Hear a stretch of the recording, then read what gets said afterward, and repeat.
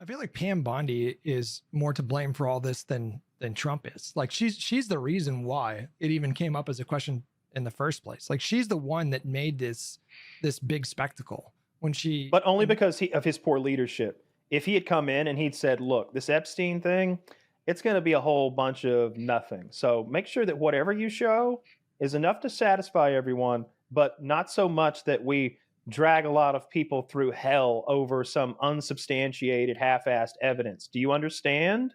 He could have said that. That everything I just said would be legal for him to say to her, and she would have known what to do. Instead, it seemingly he gave her free reign, and so she's got that infamous now interview where she's like, "The list is on my desk," and then the photo op outside the White House where her and maybe 3 or 4 people who work for her have those folders, those 3-ring binders. Those were a bunch of right-wing grifters. Those were people like libs of exactly TikTok people who work for her.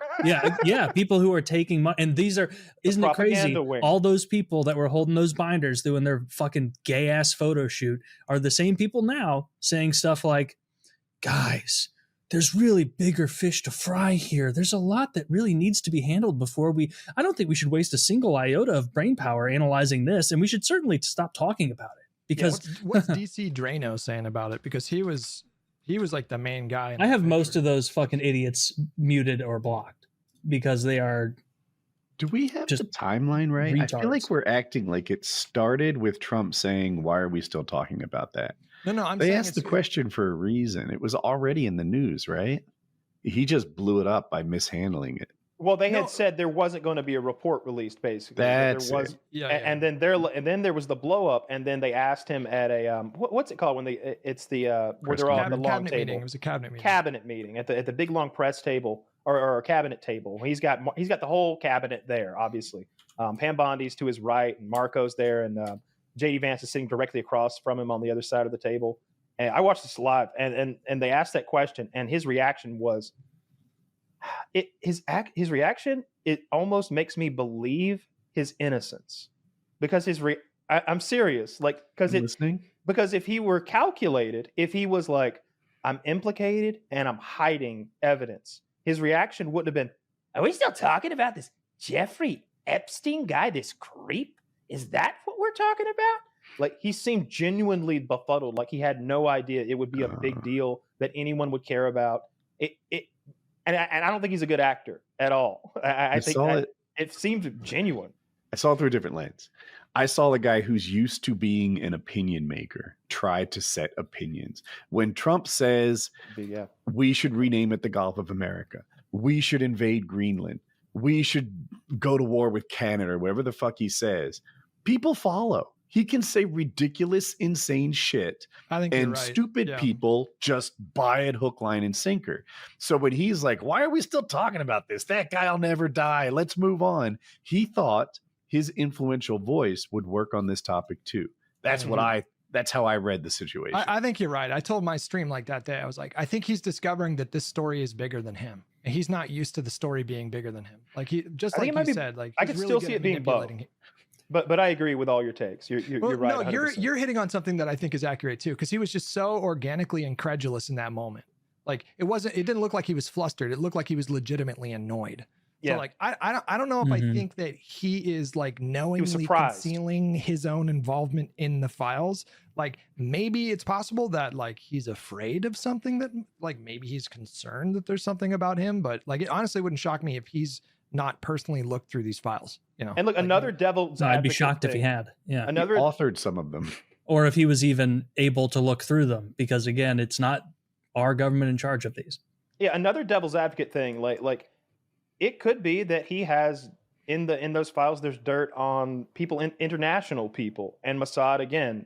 Like they want to keep holding those keys. I could see the Bibi Netanyahu being like, "Hey, we spent $180 billion of mostly your money securing that file. We use that to make sure that the Saudis don't speak up too loudly when we bomb Iran. We use that money to make sure that Pakistan doesn't send aid to Iran in their times of need. We use that money to make sure that China doesn't send as much oil as they would like to Iran. This is keeping the world glued together. You take these, you remove these leashes and collars off of these countries, these organizations worldwide, we're going to be in for hell. You think it's a bunch of Chinese guys on Epstein's island?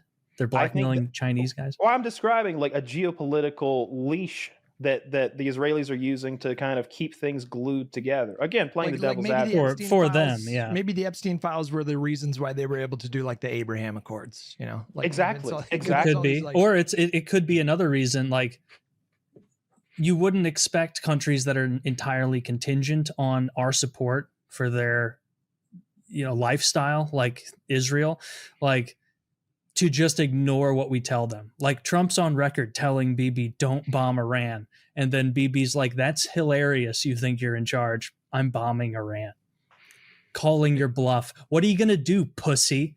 That's what Bibi does to Trump. He goes, what are you going to do, pussy? What are you going to do? President. You're going to send me another check and I'm going to do what I want. And you're going to deal with it. No, you're going to send me 2 checks. He does that to every president. 2 checks now. That's not how checks work. This is not how checks work.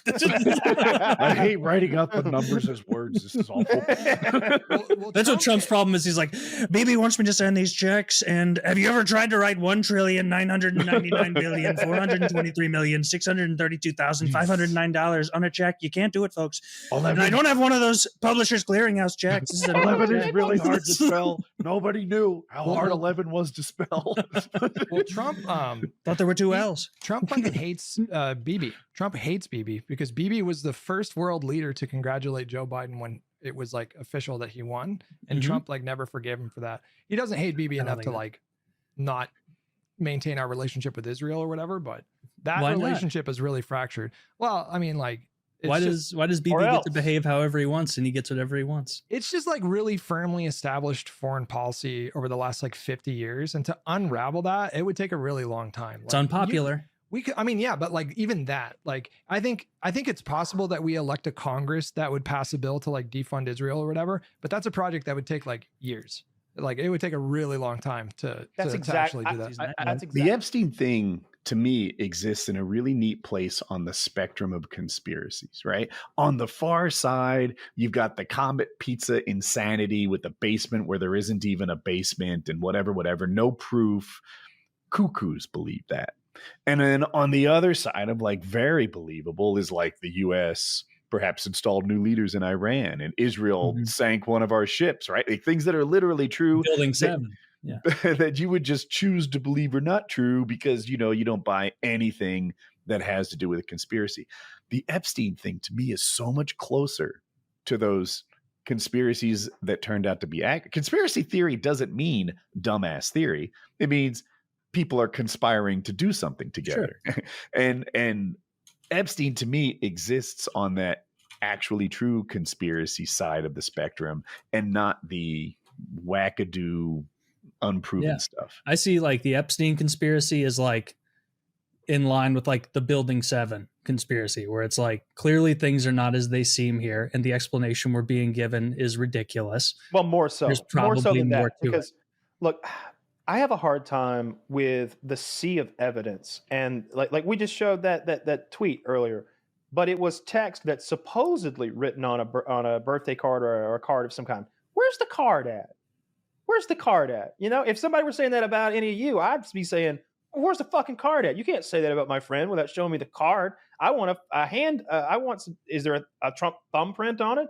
I need a handwriting expert before I'm going to believe that about my buddy. Bullshit. But because it's Trump, I'm like, oh, text on a screen. And I see a lot of that. There are the accusers who accuse Trump, and there are these videos of them testifying or giving testimony, and their faces are blurred. And they describe very graphically about being sexually assaulted, raped by Trump and Epstein and other men on video. But I'm like, I don't understand like what this is. I don't know what I'm looking at. There was I think that particularly, there was a woman who came forward, and she was a Jane Doe, and she brought, I think, a lawsuit shortly after Trump was inaugurated, or maybe even before he was inaugurated for the first time. And she formally accused him in an affidavit of sexually assaulting her with Jeffrey Epstein when she was 13 years old. And then she secured a high profile lawyer. And then it was like just about to start to go to trial, and she ended up withdrawing the complaint because of security concerns. Well, there's the other girl who was 12, and she describes like her and her 13-year-old friend. Trump like had them pretend like they were maids and come into his hotel room, and then he had them sex each other up, and then he had them like do stuff to him. And let me add to this. Yeah, because so they were role playing as maids, and one was Latina and one was white, and the white one had to like clean the room while the Latina girl blew him, and he threatened to call immigration as a way to like get her to blow him. This is according to the story. I watched the video today. I'm fresh on it.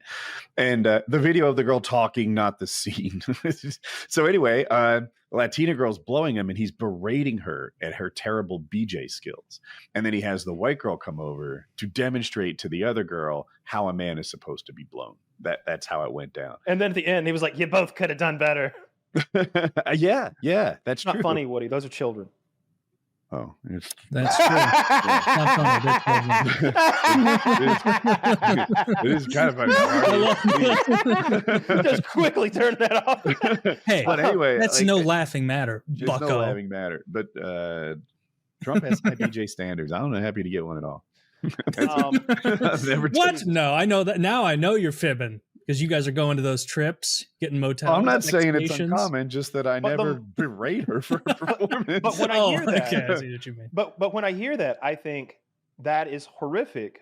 Anyone who did that should be killed, and it is such a damning charge that hearsay doesn't work. I can't believe her because I don't know who that person is. It's just person number 1 says this about Donald Trump. She says person number 2 was there.